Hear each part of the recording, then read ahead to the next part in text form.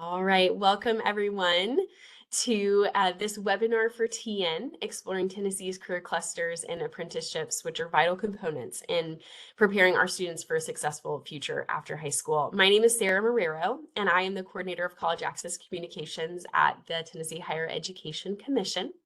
And as many of you know, career clusters offer a really helpful framework for students to identify their interests and their aptitudes, and hopefully guiding them to really fulfilling career paths. Apprenticeships provide really invaluable hands-on work experience that bridges the gap between education and the workforce for our students as well. So throughout this webinar today, our presenters are going to provide some really helpful insights and strategies to help you support your students in navigating these pathways effectively, helping them get from high school to the career world. So speaking of presenters, I have the pleasure to introduce today our guest speakers. Both are joining us from the Department of Education. So we have Matthew Spinella, who is the Director of Work-Based Learning and Industry Engagement, and also Stephanie Kelly, who is the Director of the Career and Technical Education, CTE Programs in the state of Tennessee. So without further ado, Matthew, would you like to go ahead and start and talk to us a little bit about work-based learning? Sure. Yeah. So, Awesome. my name is Matthew Spinella, and as has been said, my title is the Director of Work-Based Learning and Industry Engagement. And so that kind of covers a broad variety of things, and obviously, it's comprehensive, is very vast. And so when I touch on things broadly and at a high level for a meeting such as this, typically a lot of the more impactful work is accomplished through follow-up, either through consultation, guidance, or other planning, strategies and such. So you, by all means, can contact me at any time about any of my work streams, which include work-based learning, that's the teacher training, the course standards, program implementation, course codes, which I know for this audience is probably something that may be of interest, as well as connecting to employers, ensuring that students have the most beneficial and robust work-based learning experiences, connecting work-based learning experiences to careers, and other topics, including the Industry 4.0 diploma distinction, career readiness assessments, and other employer engagement activities, right? So it's a wide range of things. We'll cover a few today, basically like a high-level overview of what work-based learning is, how to effectively implement it, and specifically, registered apprenticeships in Tennessee, certified pre-apprenticeships for high school students, okay? So in terms of work-based learning, Tennessee Code annotated 49-9-901 defines work-based learning in Tennessee as the application of academic and technical knowledge in a work setting that involves actual work experience. Work-based learning experiences can be paid or unpaid. They could take place on campus or off campus. However, all students who participate in work-based learning experiences in grade 11 and 12 through a work-based learning course must be enrolled in a work-based learning class with a teacher of record who has an active work-based learning certificate. Those students can participate in school-based enterprise, like a school store, like a farm on campus or a greenhouse. We have students that build tiny houses and sell them to the community or donate them. We have students that operate, food and beverage operations, assist with folks on campus. They do job shadows with the bookkeeper. They work for the district. There are a lot of opportunities for students that may have limited access to transportation to get to a workplace. Our students in rural communities are very strongly engaged with their districts and with their local, local government when transportation is provided, either through public transportation or through those entities. And then we also have students that work typical side jobs. You know, I work at McDonald's. Let's say I work at a grocery store, or perhaps maybe some students have what we call capstone work-based learning experiences, which align with their career and technical education program of study, which Stephanie can tell you more about later, and advance their careers, right? We have students that are receiving registered apprenticeship certificates from the U.S. Department of Labor in combination welding, IT generalist, and a number of other occupations in machining and production. We have students that are working in facilities where they're actually manufacturing automobiles. They're working logistics. They have certified nursing assistant programs through a nursing education course where they're obtaining a state license so that they can work as a CNA and pursue a pathway through as an LPN and eventually perhaps an RN or even more advanced education. Work-based learning is for all students. When I was in the classroom, as a rule, typically we had an Academy of Health Science, and I typically would have the class valedictorian in my class, and then also a student that in perhaps a class of 350 might be ranked 347, but made it across the stage. We have students with disabilities that participate in work-based learning. We have economically disadvantaged students who participate in work-based learning. It's about as unrestrictive of a program that advances a student's or accelerates a student's career arc that you can get.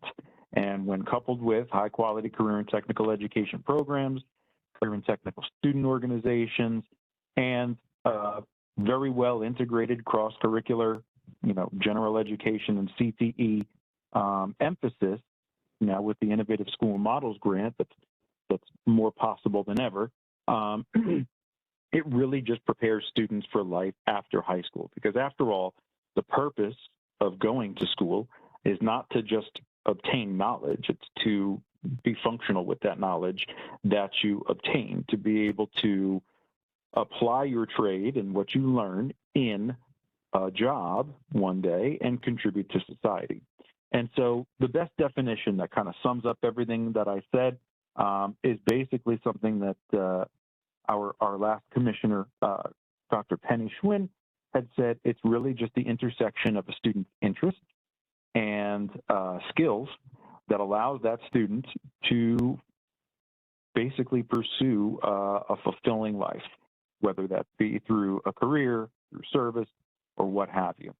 And so today, what we're going to speak more in depth about is one type of work-based learning experience, or actually we'll say two, and that is registered apprenticeship programs and Tennessee certified pre-apprenticeship programs. Now, pre-apprenticeships are a precursor that prepares students for registered apprenticeship programs, but I want to speak about the apprenticeship programs themselves, registered first and foremost, and you'll understand why later. A registered apprenticeship program is a type of work-based learning experience that is paid employment. It is a job. It has structured on-the-job training. It includes related instruction through high-quality, federally approved curriculum. Students follow a wage progression. They start out at a certain wage, and they progress over time based off of either the competencies that they master or the hours that they perform on the job and in the classroom. And ultimately, upon completion of the program, receive what they call a Journey Workers Registered Apprenticeship Certificate or a RAPID certificate from the Department of Labor and Workforce, or excuse me, the United States Department of Labor. And so in order to have a registered apprenticeship program, it starts with, obviously, an employer. It is an occupation. A student can't just say, I want to do an apprenticeship, and then just sit in a CTE class or a general education class or a dual enrollment class and earn one. There is curriculum that is followed that is approved by an employer for a specific occupation, and there is actual training through a mentor, as well as work experience that takes place where the individual in the registered apprenticeship program is able to work through a certain set of skills, tasks, and competencies. Again, the program itself has to be approved by either the Office of Apprenticeship at the Tennessee Department of Labor and Workforce Development or the United States Department of Labor. And that occupation must be registered into a database called RAPIDS. And the purpose of that database is to document the hours, the competencies, and the amount of curriculum that that student has completed so that as the student meets each milestone or benchmark throughout the program, their wage progression is properly applied. So if a student starts, many of these registered apprenticeship programs start in the $16.50 to $18 range for high school students, and they progress up to as much as high as, let's say, $25 per hour or more once that student completes the program and receives the journeyman certificate. So these are, high growth, high wage, in-demand occupations that are employer-driven, okay? And so one thing to consider when you're going through an apprenticeship program or pursuing this opportunity for your students, this is not your typical, nothing in work-based learning is very typical of what you often see at the local education agency level, in which a representative from the district goes to an employer, perhaps hat in hand, and says, can you donate some money? Can you give us some equipment? Can you talk to our students? Can you do an industry tour? Where it's gimme, gimme, gimme, gimme, gimme, gimme, gimme. This is one in which an employer says, I have a staffing need. I would like to train individuals who are skilled and can refine their skills such that they can one day be journey workers and be earning a good, sustainable wage at my place of employment. So the employer leads the conversation based in an actual need that your CTE director should know about because they're conducting labor market research. And through the quality CTE programs that are offered, your students are prepared to enter into these programs. Now, sometimes an employer might say, I know I need to staff 50 positions in the next 3 years. I'd better start upskilling some of these individuals to enter into these programs one day. So to prepare someone for a registered apprenticeship program who might need additional assistance, they will have a pre-apprenticeship program that in the state of Tennessee, if they submit something to the Office of Apprenticeship for approval, your high school students can participate in a Tennessee certified pre-apprenticeship in which that student either gains some knowledge of the industry, maybe shadows, maybe gets some training, and perhaps goes through some of the work that a first-year apprentice does, but basically goes through a try before you buy program, so to speak, for that employer, where that student is learning how to succeed in that occupation. And upon completion of the program, will have an opportunity to interview for that vacant registered apprenticeship opportunity at a later date. So like I might start in grade 10 or 11 and pursue the pre-apprenticeship program. I might take some assessments, I might demonstrate some skills, and then once I've completed that pre-apprenticeship program, I, the student, am guaranteed an interview for that registered apprenticeship program, which if I'm successful, I will be employed and then enter into that program perhaps in grade 12 or after graduation, depending upon the need and the timing. So again, this is all high-level stuff that we're discussing here, but I just wanted to give you an understanding of kind of the mechanics of how each program works, what they do, and how they operate. And then lastly, like as some specific examples in the state of Tennessee, in terms of registered apprenticeship programs, Oshkosh Defense Corporation, which makes a lot of equipment for our Department of Defense, Federal Department of Defense. They have students that are doing combination welding on vehicles that they're called JLTVs, and they have replaced the Humvees that the Department of Defense used to purchase, and Oshkosh produces them. We have students that are working at Atlantic Track, which is an organization in Memphis area where students are working on machining. We have other CNC and other operations where students are working in auto manufacturing facilities as well, typically with Volkswagen or a Volkswagen subsidiary in Southeast Tennessee. And then we have countless Tennessee certified pre-apprenticeships. I think at last check, we were over 60 programs where students are working in construction, students are working in healthcare, students are working in advanced manufacturing, students are working in a number of different industry sectors that align to our CTE programs of study, and completing programs and ultimately interviewing for and entering into registered apprenticeship programs either as early as high school or in some cases upon graduation where they transition seamlessly into the workforce. And again, they're getting lifelong learning skills. An apprenticeship is a program that allows a student to earn a credential, and these are both stackable and portable.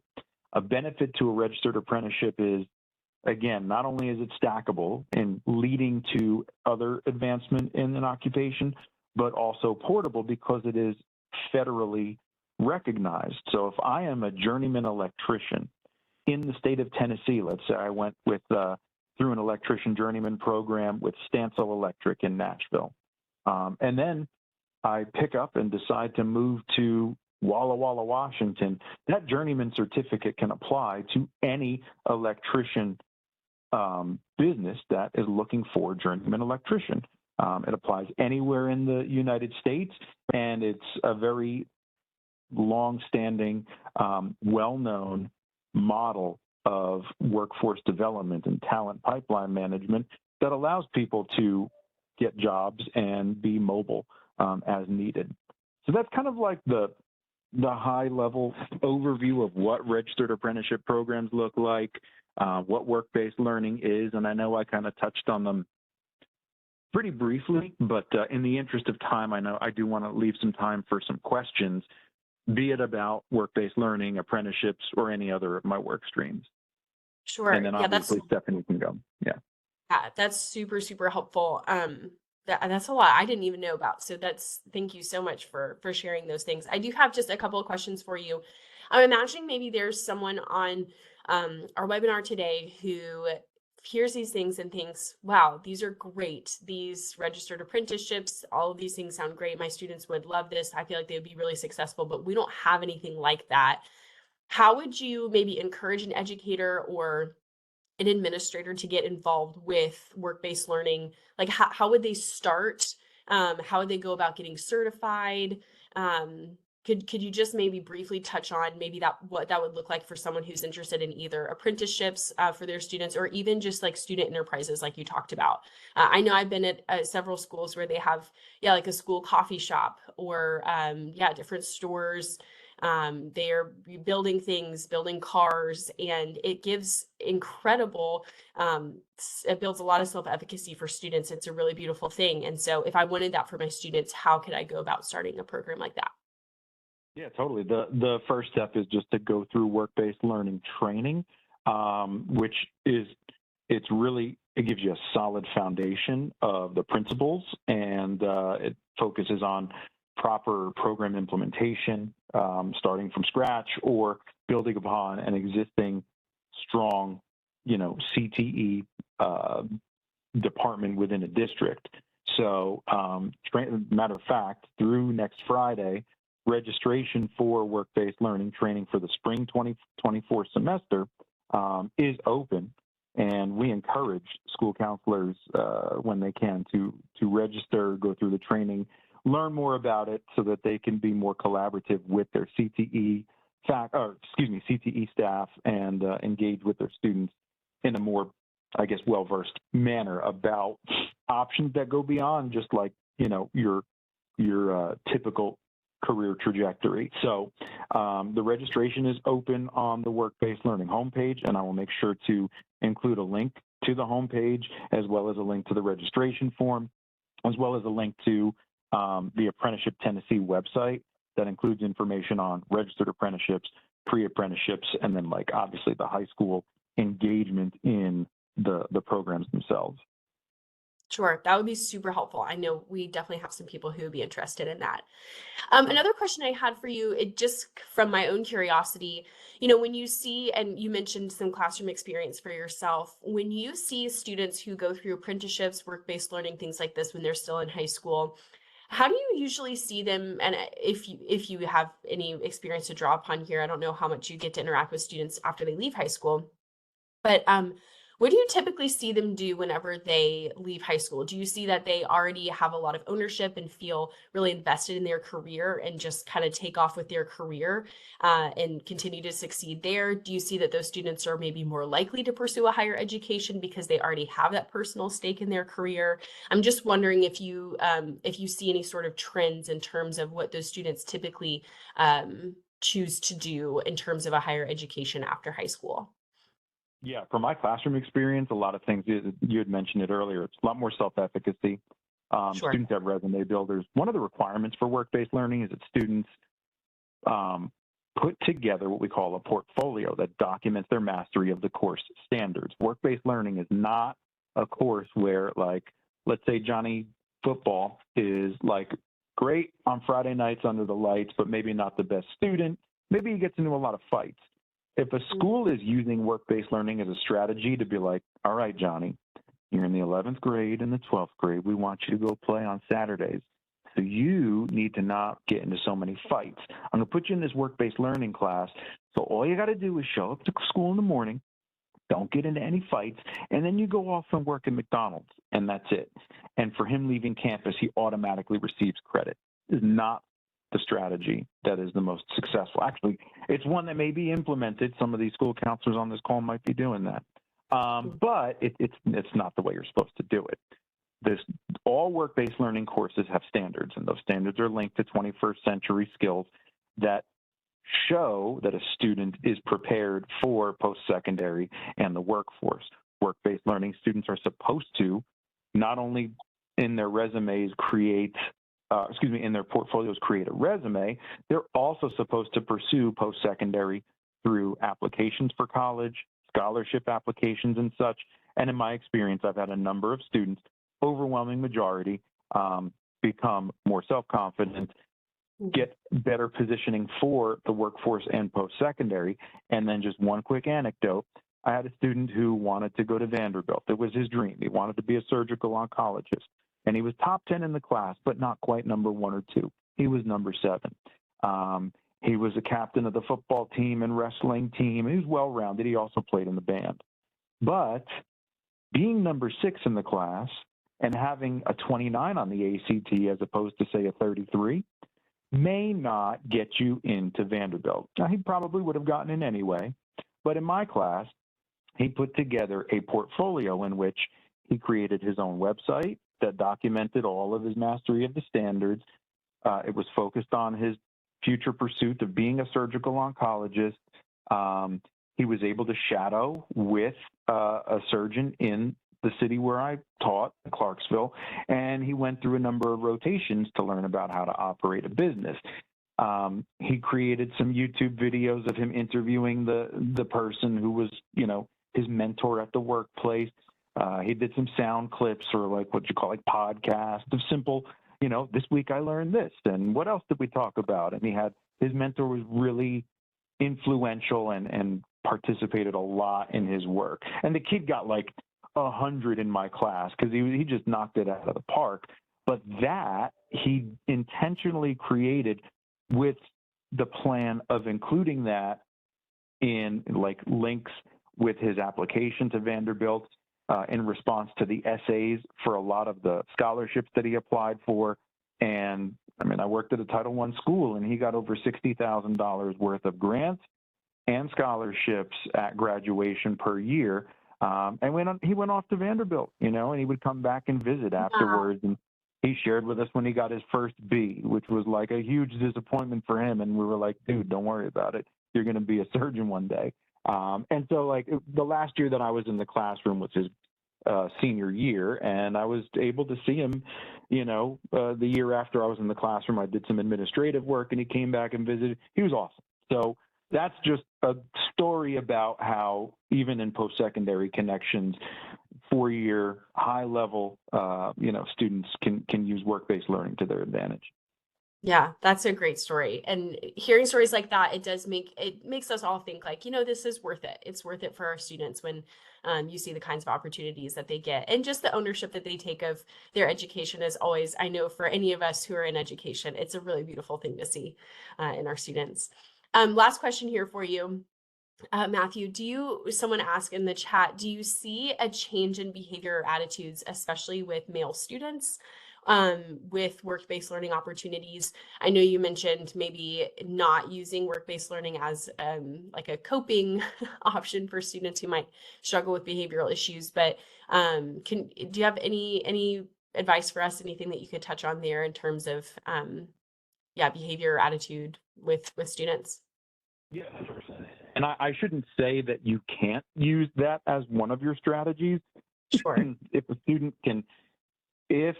the carrot of work-based learning and going to work at a job that can advance that individual's career is used, you will see, if you put in some conditions at the local level, benchmarks for certain things, you overwhelmingly see, especially among male students, far more maturity. Like I said, I had students like valedictorian, but plus that toward the bottom of the class ranking students, and they learn a lot about because their entire exposure to education has been sit in this chair, write this down, memorize this, understand this concept, and demonstrate it on paper or with a project.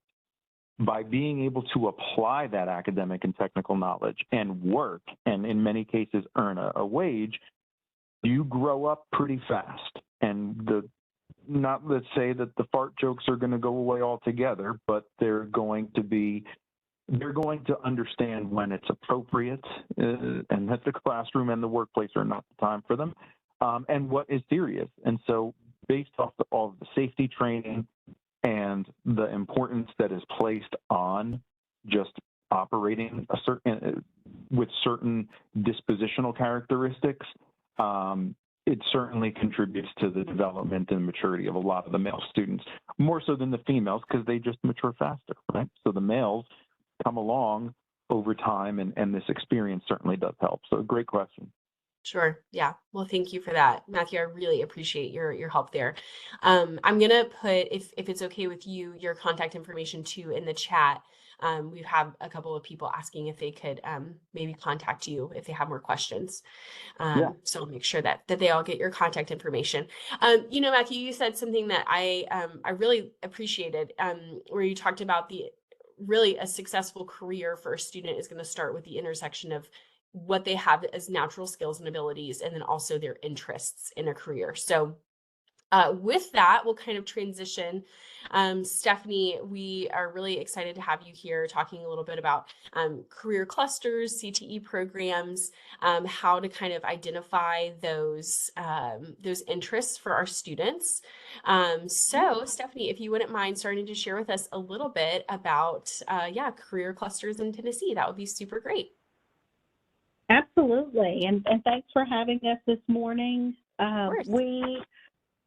We have 16 career clusters that encompass basically all occupations from entry through professional levels.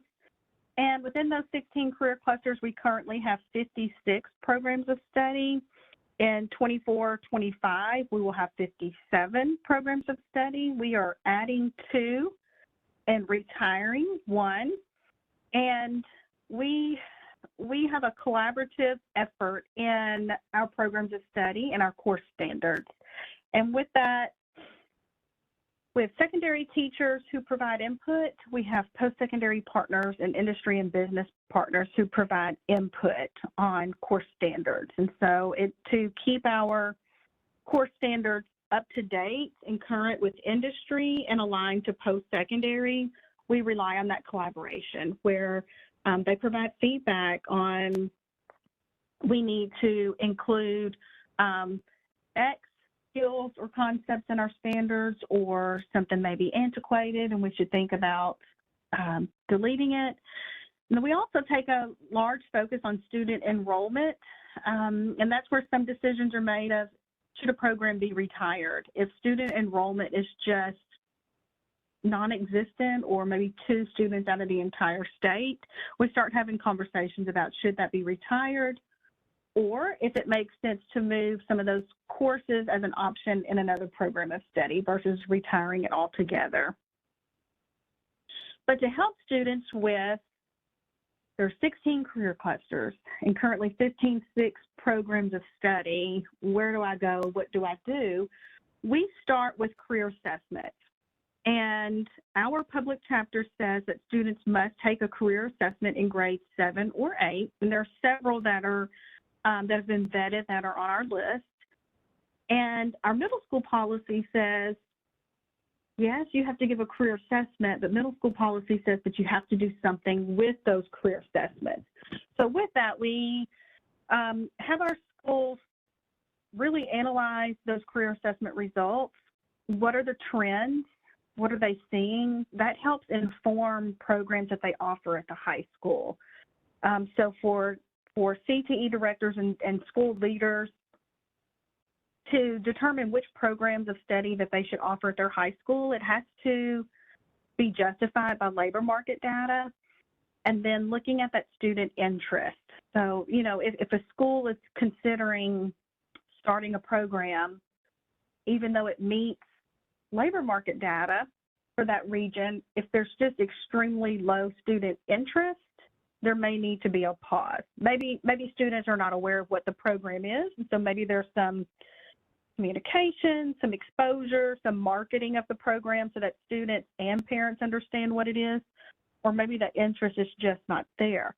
But those career assessments do a few things.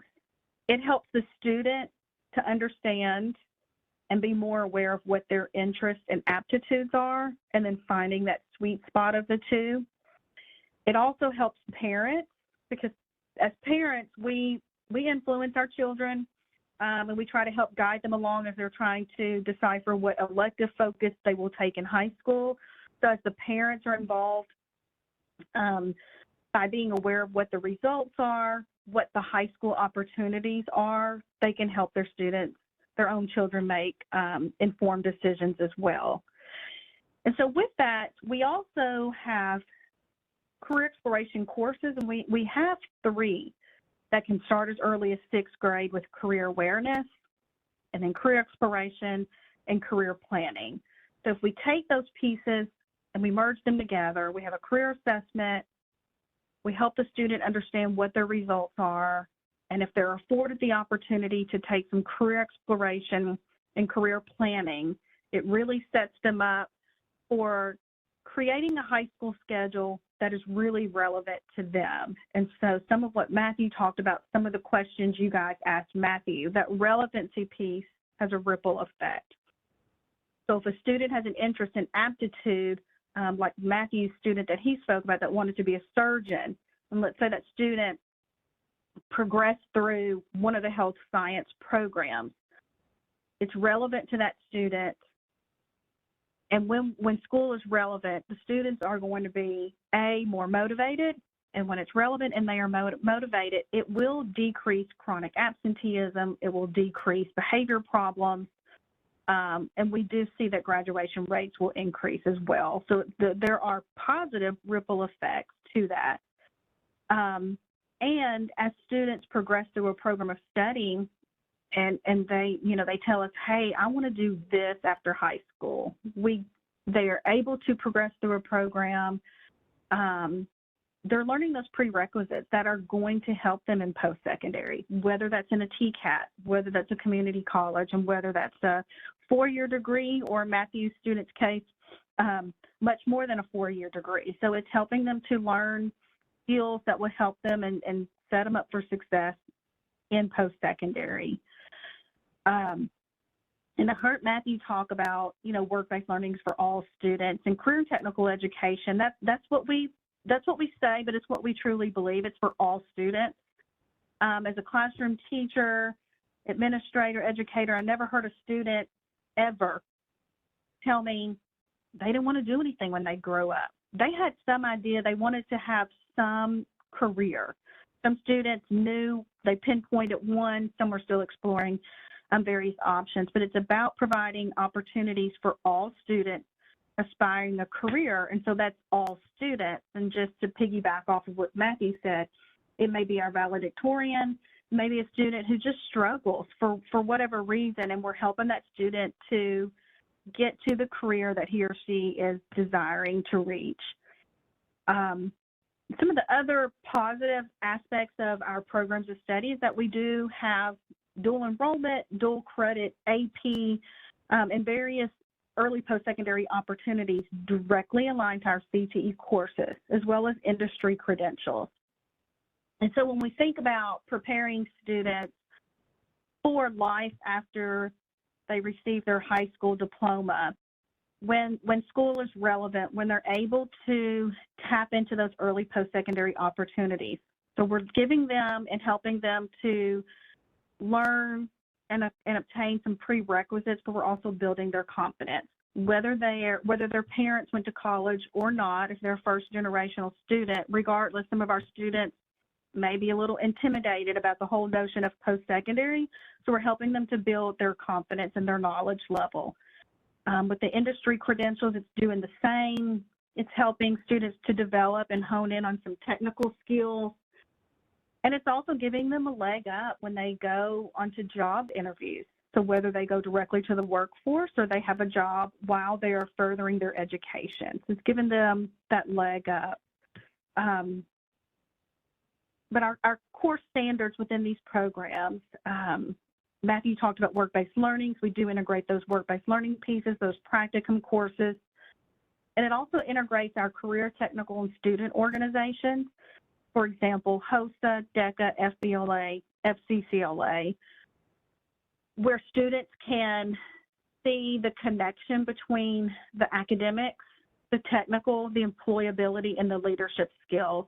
And when they can develop, even in those leadership skills, where, especially in today's world, where we see students struggle with making eye contact, communicating clearly, meaning they know when it's appropriate to switch between audiences. You know, that they're not speaking to professors in the way that they speak to their best buddy, or they're not speaking to their employer in the way that they speak to their best friend, but knowing how to communicate effectively. Our CTSOs, they strengthen student CTE knowledge, but they also really strengthen those leadership and those communication skills in our students. So I'm going to pause there, because I said a whole lot to give you guys, and if you need some clarification or have any questions at that point. Sure. I have a question for you, Stephanie. So it's really helpful hearing about, doing those career interest assessments and things young, when our students are young. I'm wondering about, as a student starts high school, we have lots of different school counselors and coaches and career and technical education educators in our schools who are gearing those students up and getting them ready for high school. What would you say about a student who maybe has a change of interest in high school? Like, how often would you, in your experience, encounter that? How would you maybe counsel educators in finding students who maybe thought when they were going into high school they wanted to do like an education route, they wanted to become a teacher, but then once they're in high school they figure out, I actually think I might want to do health sciences or something different. How do we go about basically students changing their minds? Right, and that's a great question, because sometimes they do, and the more exposure students receive, the more their interest may fluctuate. So aptitude doesn't fluctuate as much as interest, and it's because of that exposure and awareness. Typically, one advantage of the career assessments, and I don't know the offerings of every single career assessment, but a few that I'm aware of that districts do offer to their students. They give students their top 3, interest and aptitude. And so with that, I call that sweet spot where that interest and that aptitude lines up. That's where they can hone in. However, let's say there's a situation where education and health science may surface. So a student may think, I want to go into teaching. They start in teaching as a profession or early childhood career program, and then to your point, they decide that's not really for me. They could look at their second and third results from their career assessment to really tap into, okay, what are the other interests and aptitudes that surface from this assessment? And that may be health science or something else, and then they can pursue that program. We do like them to make the best informed decision that they possibly can, because we wouldn't want them to change programs every single year. You know, one program in the ninth grade, 4 times. However, we don't stop students from changing programs, because that's one of those realistic encounters that we all experience, where they truly thought, hey, I want to be a nurse. And then they get in there, and they may like providing, being of service to others, but then they just can't deal with needles or blood or whatever the case may be, and they have to rethink. So with that career exploration and exposure, so is it, do I rethink an entire new career, or do I realize I can't handle being an LPN or an RN? Do I need to go into somewhere in the X-ray field or another? It may be health science, but it may be branching off into something different from nursing, for example. So that career exposure, the career research, that's part of career exploration, will help students to better pinpoint some of their choices. Yeah, that's great. Thank you for kind of clearing that up. I think that's super helpful. And I think we all know that, especially teenagers, they can be a little bit indecisive about things. So it's helpful for us to be prepared for those things ahead of time so that we can help guide them. So thank you so much for that. Okay, another question for you.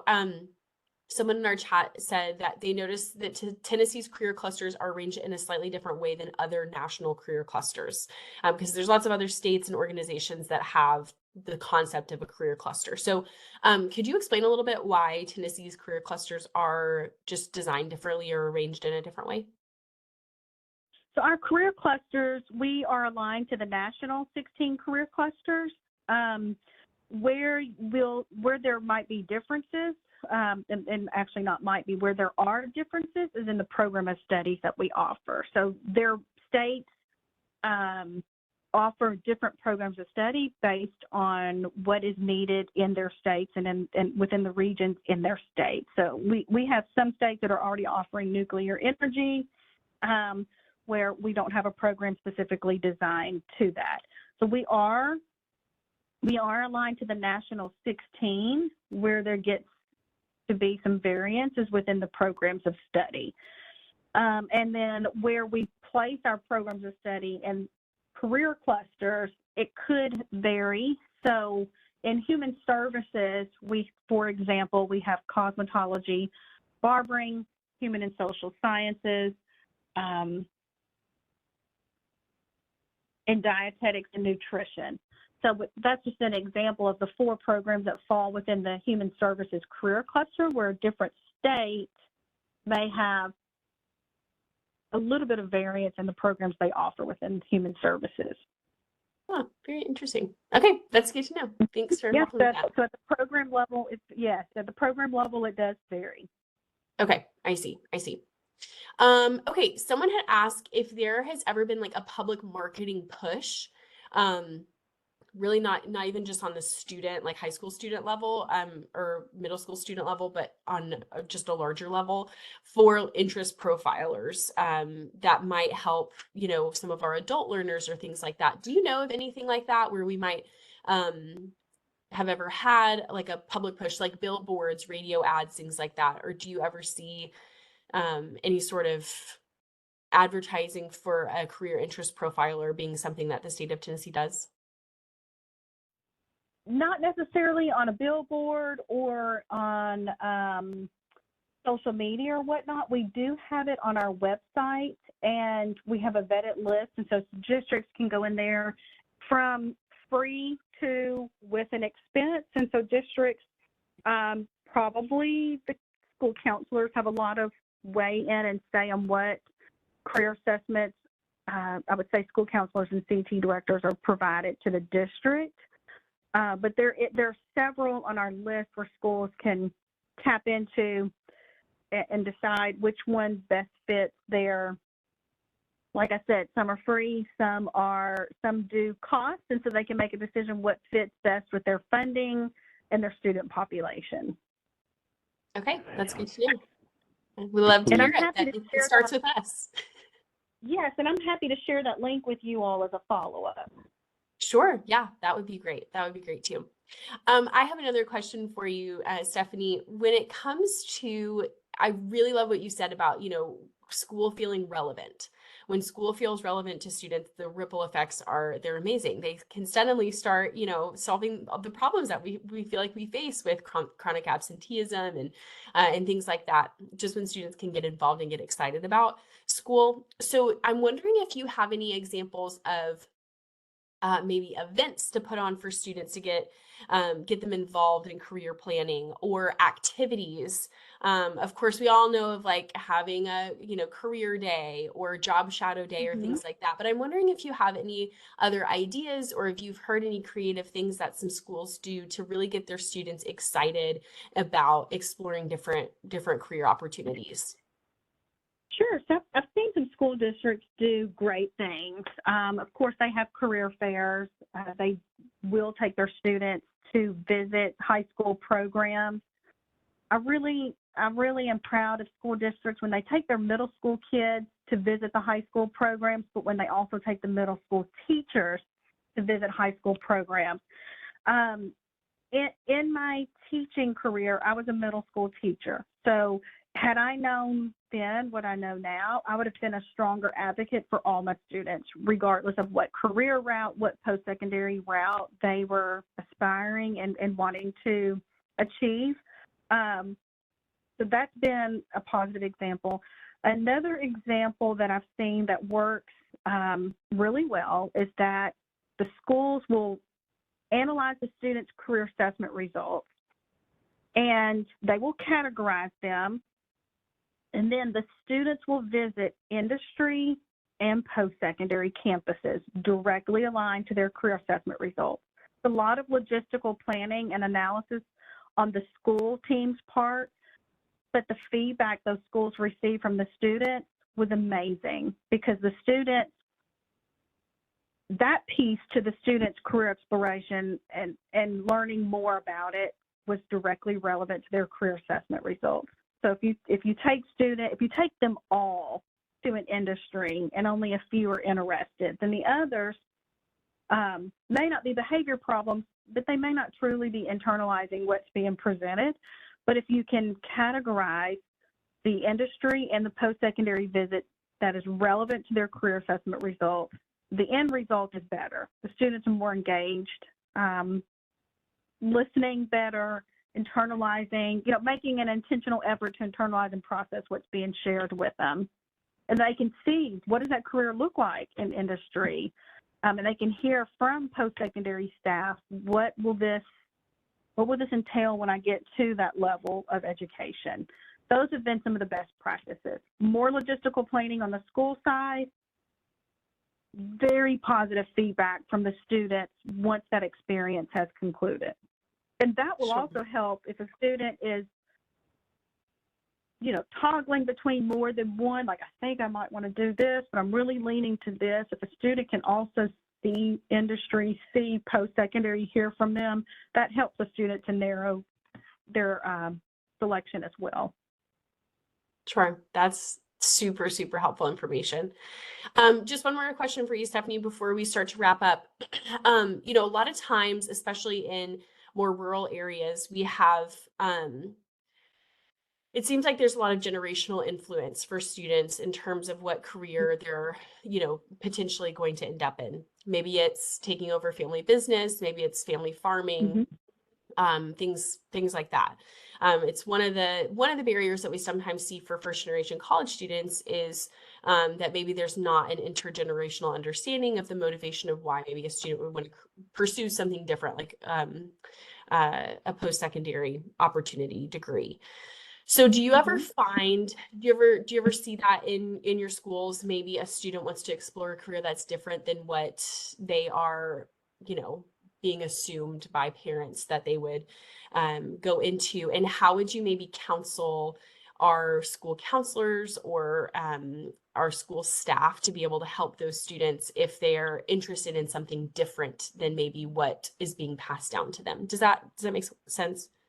Oh, it makes perfect sense. And, we don't know what we don't know, kind of thing. And so with our students in rural areas or even some of the more economically disadvantaged areas, if they have barriers to really getting outside of what their school, their district area, they may be limited in exposure of various careers, various opportunities. The more we can expose students, the more knowledge, the more information they have that can help them to make decisions. And so in the rural setting, sometimes they do have barriers just because of the proximity to other places.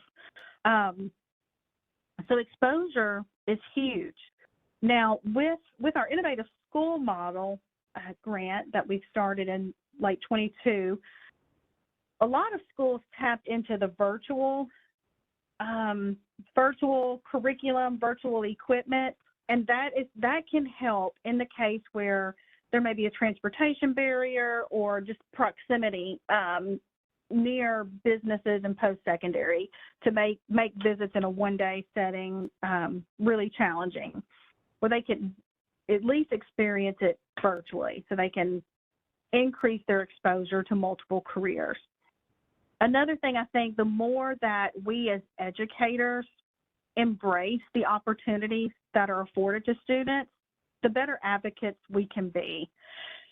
Career and technical education is so much different from old school vo-tech, and we really have to ensure that people understand that educators understand that, counselors understand that, parents understand it.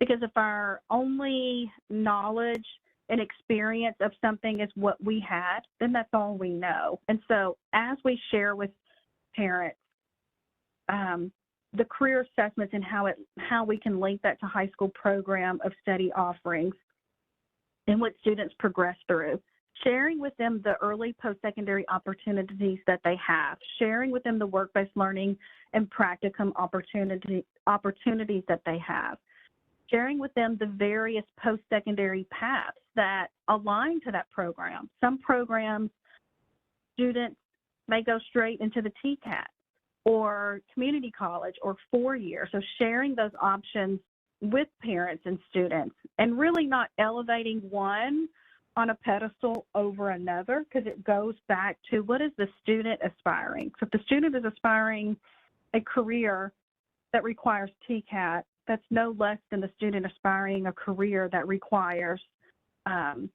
above a bachelor's degree. It's what the student is aspiring and desires is what is at the heart of it. But if all we know is our own experiences, and when I was in high school, it was vocational.